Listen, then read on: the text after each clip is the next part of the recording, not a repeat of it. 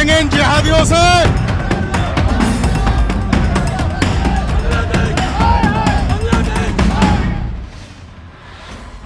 ये सिर्फ एक खबर नहीं है, ये एक चीख है। ये सिर्फ किसी एक दीपू की मौत की कहानी नहीं है, ये उस डर, उस असुरक्षा और उस चुप्पी का नाम है जो आज भी सीमाओं के उस पार रहने वाले अल्पसंख्यकों के जीवन पर भारी पड़ रही है। बांग्लादेश में दीपू की मौत की खबर जैसे ही सामने आई, दिल्ली की सड़कों पर उबाल दिखा। हाथों में तख्तियां थी, आंखों में गुस्सा था और दिलों में एक सवाल, आखिर कब तक? दीपू कोई बड़ा नेता नहीं था, ना ही कोई अंतर्राष्ट्रीय चेहरा। दीपू एक आम हिंदू युवक था जिसकी पहचान बस इतनी थी कि वो अपने नाम के साथ एक आस्था लेकर चलता था। लेकिन कट्टरपंथियों को शायद यही सबसे ज्यादा खलता है, आस्था, पहचान और अस्तित्व। आरोप है कि दीपू की हत्या सिर्फ इसलिए कर दी गई क्योंकि वो हिंदू था। ये आरोप अगर सच है तो ये सिर्फ एक हत्या नहीं बल्कि इंसानियत की सरेआम फांसी है।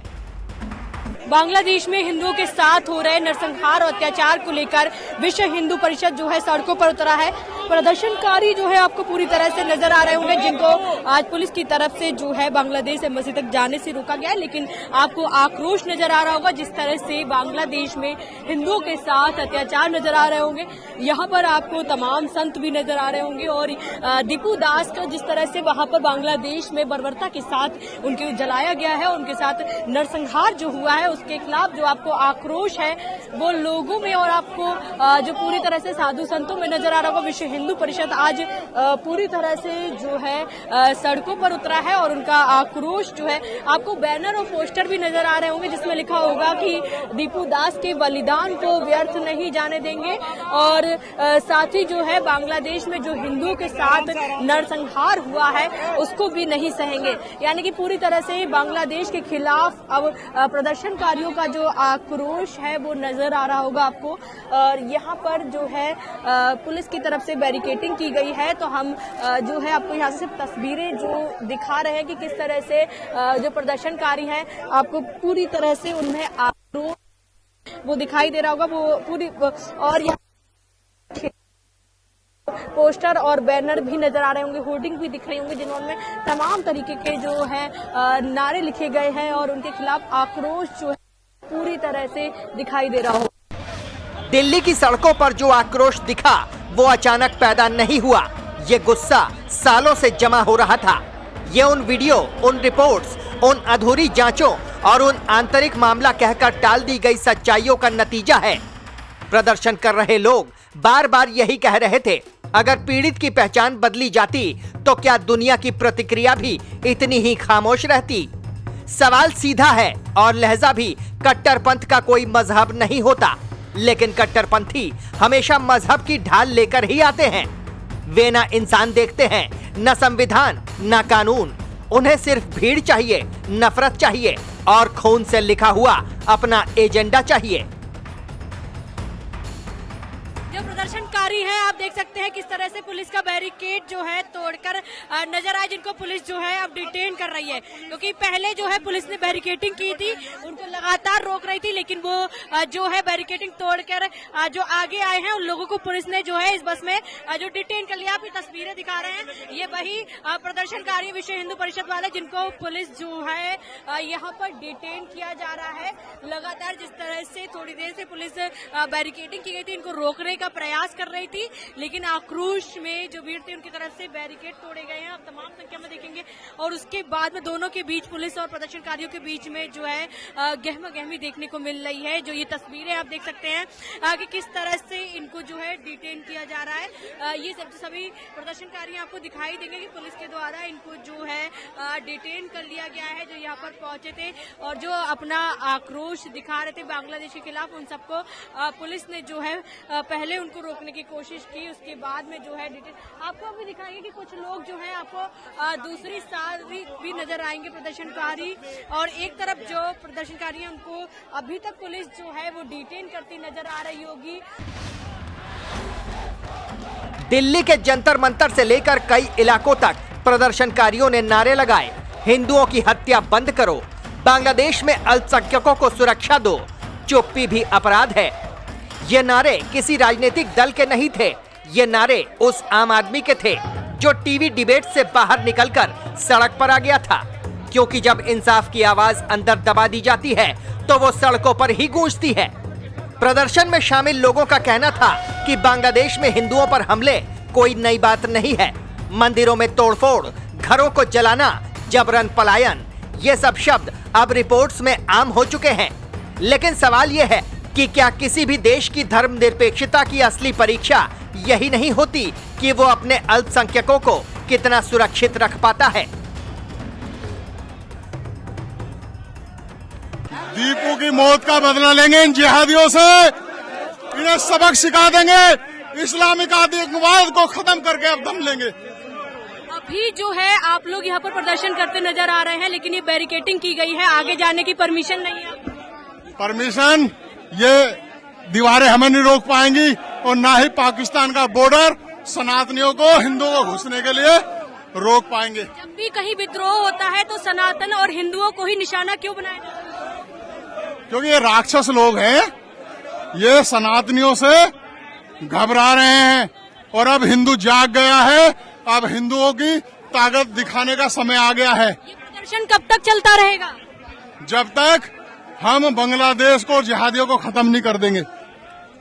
बांग्लादेश को लेकर जो है यहाँ पर लगातार आपको प्रदर्शन जो है नजर आ रहा होगा। विश्व हिंदू परिषद जो है वो सड़कों पर उतरा हुआ है। तमाम जो लोग हैं वो पहुंचे हैं। उनका कहना है कि जब तक बांग्लादेश में हिंदुओं के साथ नरसंहार खत्म नहीं हो जाता है तब तक प्रोटेस्ट जो है करते रहेंगे। लेकिन प्रदर्शनकारियों को जो है रोकने के लिए पुलिस की तरफ से बैरिकेडिंग जो है वो पूरी की गई है। लेकिन अभी भी आपको जो है आपको लोगों में जो है आक्रोश नजर आ रहा होगा। तमाम जो है साधु संत भी आज सड़कों पर उतरे हैं और आप ये जो भीड़ और जो लोगों को है जो पूरी तरह से देख सकते हैं कितनी संख्या में जो लोग हैं आपको सड़कों पर नजर आ रहे हैं। जिस तरह से दीपू के साथ, बर्बरता के साथ उसकी जो हत्या बांग्लादेश में की गई है। तमाम हिंदू ऐसे परिवार हैं जिनको नरसंहार में जो है पूरी तरह से नष्ट कर दिया गया है। कट्टरपंथियों पर कटाक्ष करते हुए एक प्रदर्शनकारी ने कहा, तुम कहते हो कि तुम खुदा के सिपाही हो, लेकिन जिस खुदा को तुम मानते हो उसने इंसान की जान लेना कब सिखाया? यही सबसे बड़ा विरोधाभास है।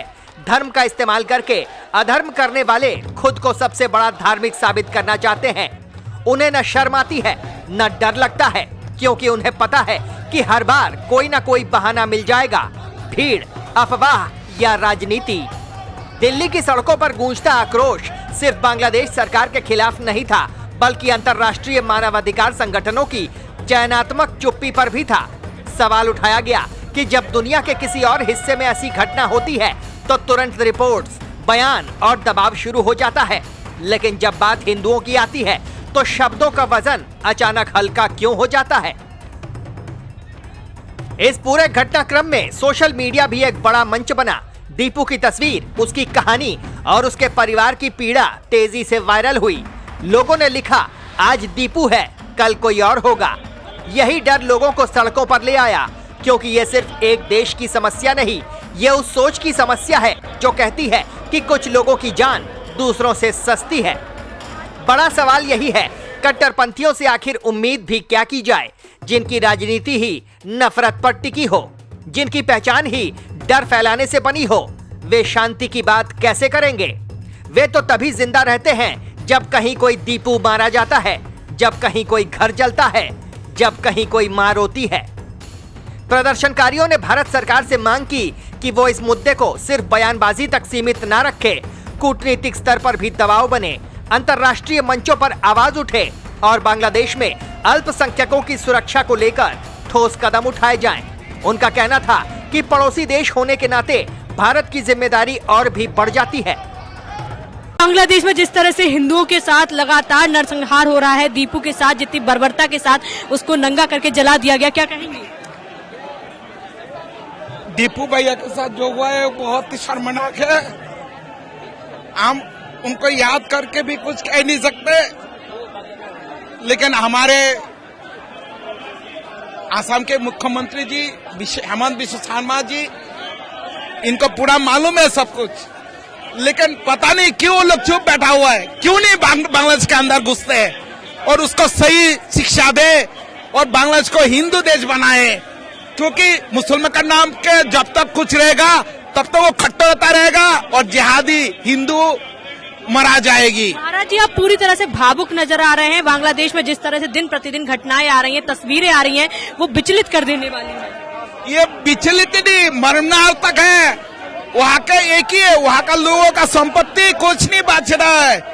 कब खाएगा, कब जाएगा, रोड में लड़की को उठा के लेके चले जा रहा है। जिहादी जैसे काल से भारत में चलता है, उससे भी भयंकर स्थिति वहाँ का है। तो इसी प्रकार से हिंदुओं को बचाना है तो मोदी जी को अलग बांग्लादेश को हिंदू राष्ट्र बनाना चाहिए क्या? बांग्लादेश उसको हिंदू देश बनाना चाहिए, बांग्लादेश नहीं। आप लोग गलत बोलते हैं, उसको हिंदू देश बनाइए ना। वो भारत का हिस्सा है। पाकिस्तान कहाँ से आया? धर्म के नाम पर, कोई मजहब के नाम पर कोई भूखंड नहीं होता है। पूरे विश्व में जाइए, जो भी भारत धर्म के नाम पे गया है वो नष्ट हो चुका है। पाकिस्तान कोई अच्छे देश नहीं है, वो हमारे भारत के मिट्टी को छीने गए हैं धर्म के नाम पे। तो बांग्लादेश भी उसी का हिस्सा है, उसको क्यों नहीं हमारा भारत के साथ मिलाते हैं? उसको मिला देना चाहिए। जिस तरह से वहाँ की तस्वीरें आ रही हैं, जब भी कुछ वहाँ विद्रोह होता है, हिंदुओं को निशाना बनाया जाता है। ये तो हिंदू के नहीं, हिंदू का प्रॉपर्टी। माँ बहन को छोड़ता नहीं, गाय बाछुर को नहीं छोड़ता है। उसको किसी भी मंदिर को, देवी देवता को नंगा करके छोड़ देता है। ये लोग इतना जहरीले है वो लोग।